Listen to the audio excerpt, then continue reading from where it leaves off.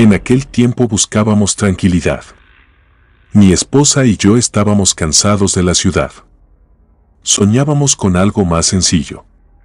Recordé entonces el rancho que mi abuelo nos había dejado cerca de unos cerros, en el norte del estado, en un terreno que ni en los mapas aparecía.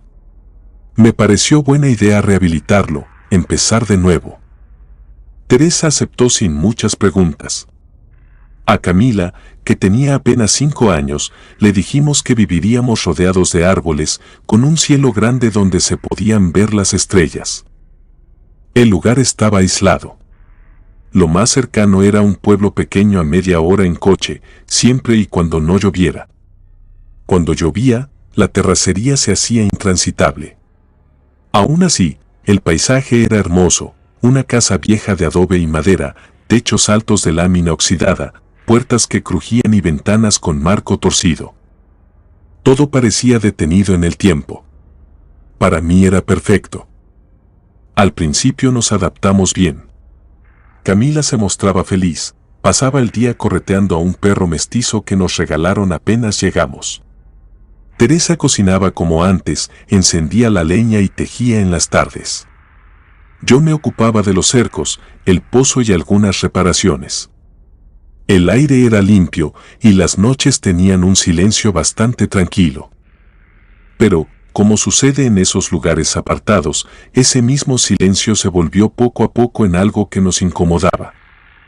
La primera señal la dio Camila. Fue una noche durante la cena cuando nos dijo con voz baja que había visto a una mujer parada junto a su ventana. Decía que no se movía, que la observaba mientras dormía y que sus ojos parecían quemados. Teresa y yo tratamos de tranquilizarla. Pensamos que habría sido una sombra o quizá algún reflejo, y que Camila había confundido la imaginación con la realidad. No le dimos más importancia, pero la niña siguió hablando de eso durante los días siguientes. No se trataba ya solo de una mujer, sino de varios seres oscuros a los que empezó a llamar las sombras que caminan. Decía que entraban por las paredes cuando nosotros dormíamos, que se movían por el techo y que nunca hacían ruido. Lo contaba sin llorar, sin buscar consuelo. Era como si ya se hubiera resignado a su presencia. Empezamos a preocuparnos más en serio cuando, una mañana, Teresa me llamó asustada.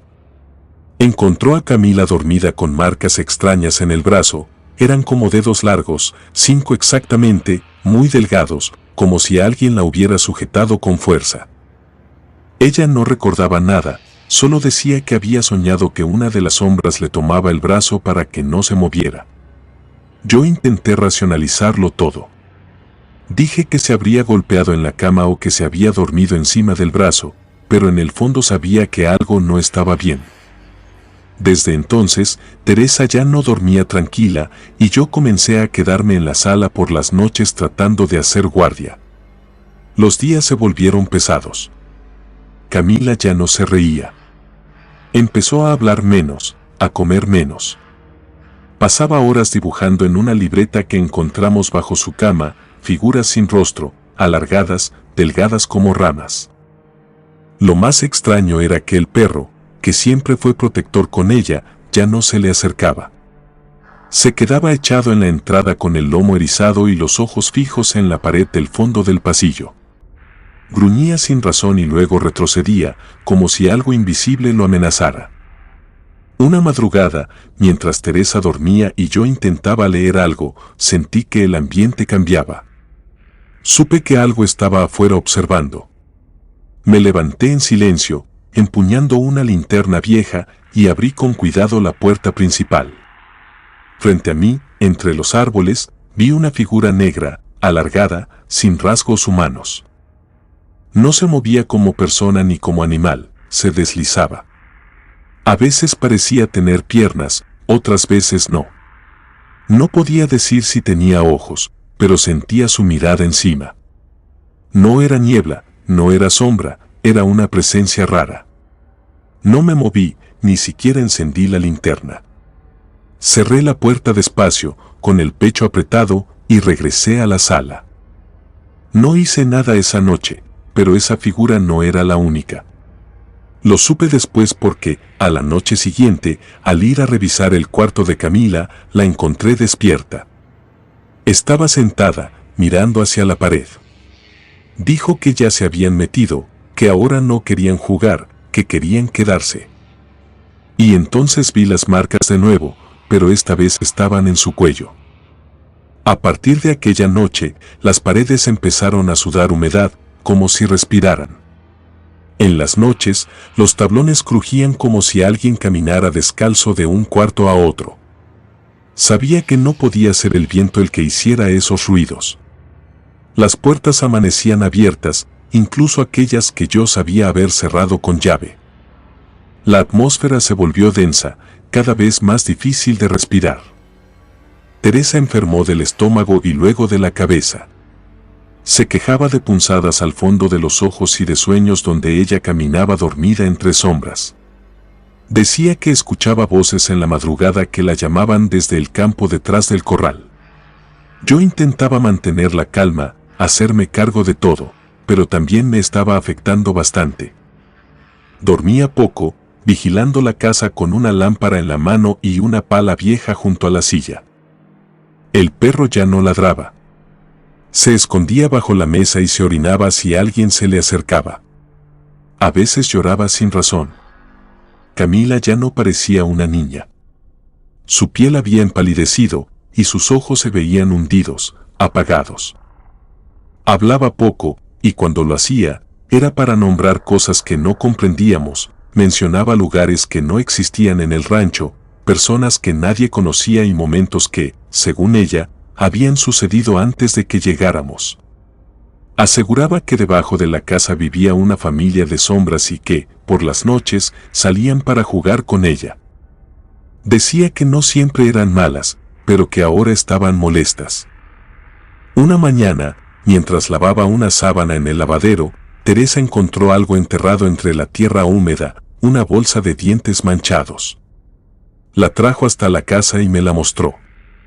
En cuanto la toqué, sentí una especie de calor helado subir por mis dedos, como si el objeto estuviera vivo. No sé cómo explicarlo.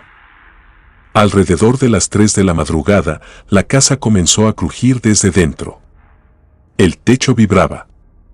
Las paredes se estremecían con un sonido grave, imposible de ubicar. Era como si algo grande se arrastrara por el interior de las vigas. Teresa se tapó los oídos y empezó a gritar, diciendo que se acercaban por debajo de los cimientos. Yo intenté calmarla, pero en ese instante se escuchó un golpe seco en el cuarto de Camila. Corrí a verla. Estaba en su cama, sentada con la mirada fija en la ventana. No se había movido, pero sobre su espalda había nuevas marcas, más profundas, más largas. Esta vez también había una especie de zarpazo sobre el colchón, como si algo con uñas enormes hubiera caído sobre ella. El perro ladró una sola vez, luego se quedó en silencio. Esa madrugada decidí que al amanecer nos iríamos del rancho. No importaba el lodo ni el camino. Cargaría a Camila si era necesario. Pero cuando amaneció, encontramos el vehículo con las llantas destrozadas, como mordidas por algo muy fuerte. El motor no encendía, la batería estaba muerta. Regresamos dentro de la casa, y al rato, Camila parecía estar en paz. Hablaba con los rincones, murmuraba cosas mientras pintaba figuras en la tierra con ramas secas. Le pregunté una vez si tenía miedo. Me respondió con la voz más tranquila que le había escuchado en semanas. Ya no tengo nada que temer, porque ellos me dijeron que pronto estaré con ellos para siempre. Esa noche llovió fuerte. El viento empujaba las paredes como si quisiera llevárselas.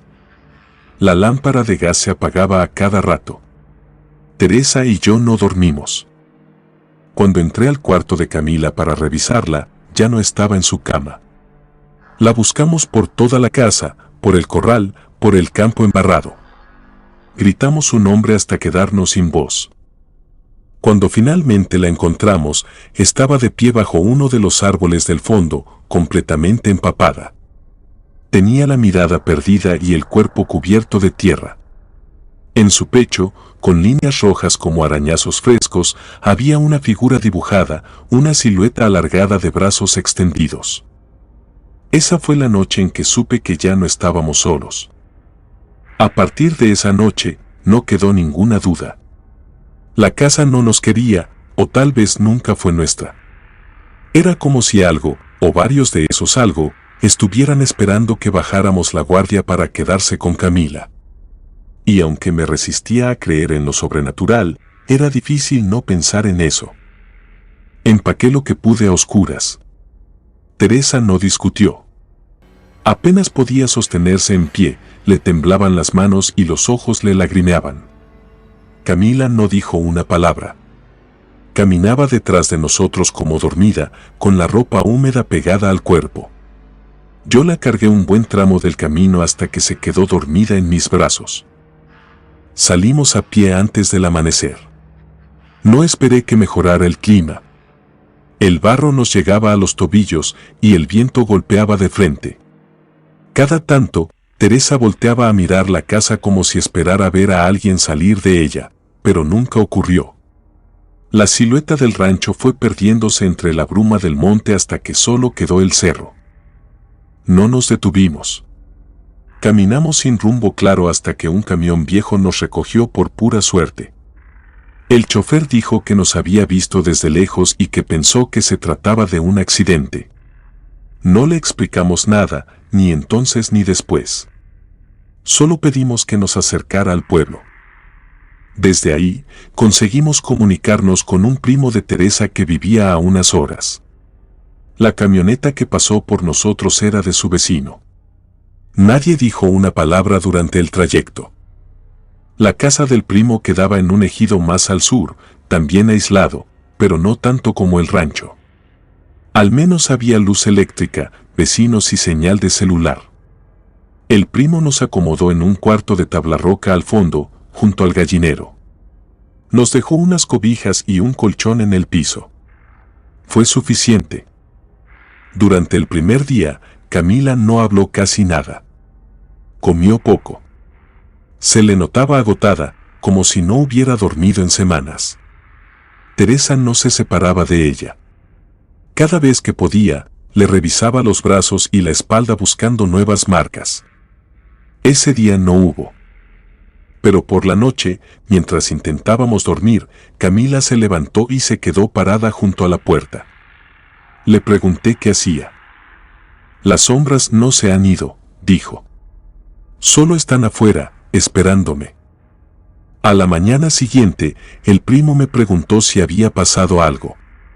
Dijo que escuchó ruidos extraños en el patio durante la madrugada, como pasos arrastrados y algo que respiraba fuerte. Pensó que sería un perro, pero su perro no había ladrado en toda la noche, ni el que habíamos llevado nosotros. Yo no le respondí. No tenía ánimos para empezar a explicar cosas que no entendía. Las siguientes noches fueron iguales. Camila no dormía bien. Se despertaba diciendo que alguien la llamaba por su nombre desde el árbol del patio. Una noche la encontramos hablando sola, sentada al pie de la cama, mirando a la nada. Teresa ya no discutía con ella, solo la abrazaba y se le llenaban los ojos de lágrimas. El primo empezó a notar cosas también. Su mujer le dijo que había visto una figura parada afuera del baño en la madrugada, que pensó que era uno de nosotros, pero cuando se acercó, no había nadie. Las gallinas también se vieron afectadas. Una de ellas apareció muerta en el gallinero, sin cabeza. Otra estaba pegada a la cerca, como si algo la hubiera estrellado contra los alambres con fuerza. Decidimos volver al rancho solo para recuperar el auto. Lo necesitábamos para salir definitivamente de la zona, buscar un lugar donde pudiéramos estar lejos de todo esto. El primo me acompañó. Salimos temprano, con el camino todavía húmedo pero transitable. Llegamos a la casa pasada la media mañana.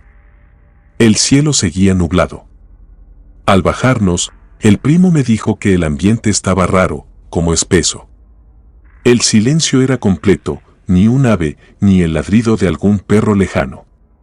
Solo se escuchaba el crujido del pasto seco bajo nuestros pasos. El automóvil permanecía exactamente en el mismo lugar donde lo habíamos abandonado semanas atrás.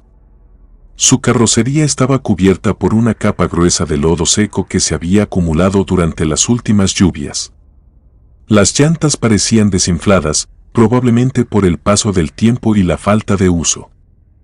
Las ventanas, especialmente el parabrisas y los vidrios laterales, estaban completamente empañados por dentro, como si la humedad se hubiera condensado durante las noches frías y no hubiera tenido forma de escapar.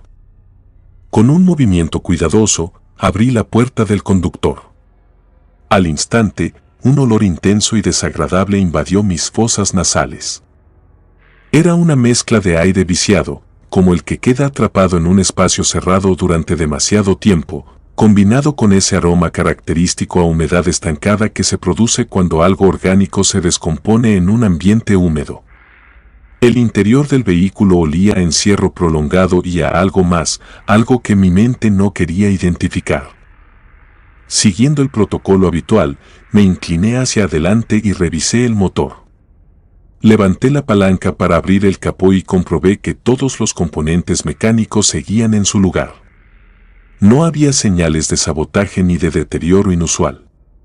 Los cables, las correas y los niveles de fluidos parecían estar exactamente como los habíamos dejado. Mi acompañante y yo procedimos entonces a instalar la batería nueva que habíamos traído expresamente para esta tarea.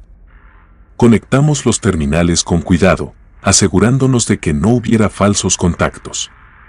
Tras unos segundos de tensa espera, giré la llave en el contacto. El motor tosió brevemente antes de arrancar con un ronquido bajo pero constante.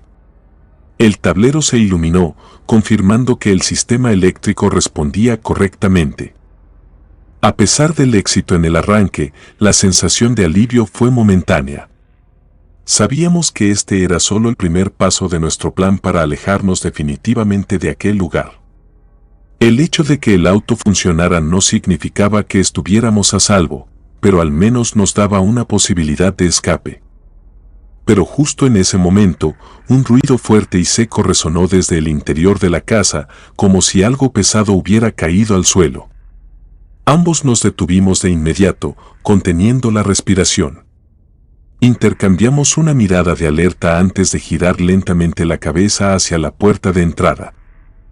Las ventanas permanecían cerradas, sus marcos firmes, sin señales de haber sido abiertas.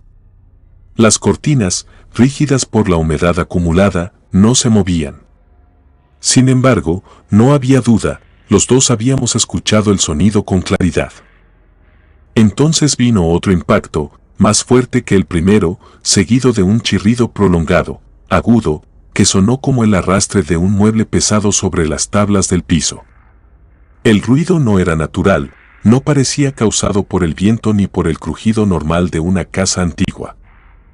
Era deliberado, como si algo, o alguien, se estuviera moviendo adentro con un propósito. El silencio que siguió fue aún más inquietante. Nos quedamos inmóviles, esperando, preguntándonos si volvería a repetirse. La casa, antes familiar, ahora parecía contener algo que no pertenecía allí. El primo me preguntó si había dejado algo encendido. No, le dije.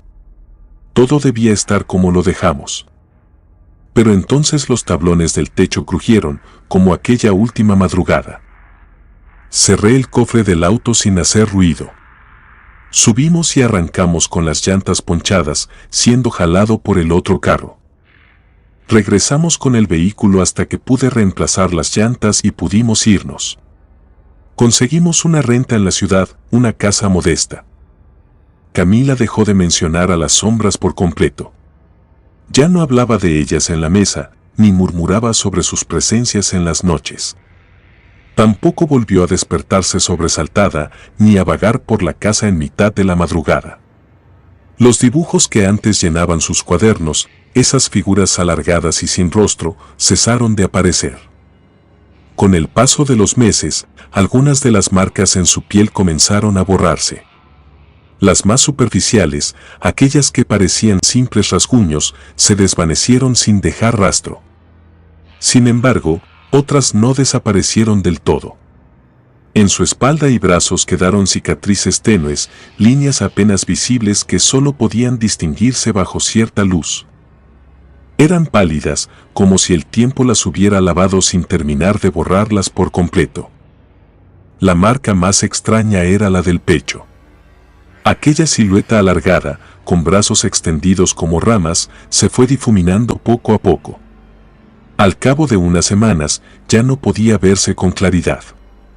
Sin embargo, en su lugar quedó una leve decoloración en la piel, una zona ligeramente rojiza que, en días de mucho sol, parecía adquirir un tono más intenso. No era una cicatriz, ni una quemadura, era como si algo hubiera quedado grabado bajo su piel, invisible la mayor parte del tiempo, pero capaz de reaparecer bajo ciertas condiciones. Nunca supimos por qué ocurría. Los médicos que la revisaron no encontraron explicación. Solo podíamos observar, en silencio, cómo aquel rastro persistía, como un recordatorio de lo que había vivido. Nadie supo qué fue lo que habitaba en ese rancho. La casa sigue en pie. Nunca regresamos por lo que dejamos. Comunidad de Relatos de Terror, quiero enviarles un gran saludo y agradecerles por todo el apoyo que le han brindado a este proyecto. Ya somos más de 20,000 suscriptores y nuestra próxima meta es llegar a los 21,000. Gracias por todo su apoyo. Si te gustó este relato, suscríbete activando la campanita de notificaciones, de esta manera estarías apoyando nuestro proyecto. Gracias por escucharnos. Relato anónimo, derechos a quien corresponda.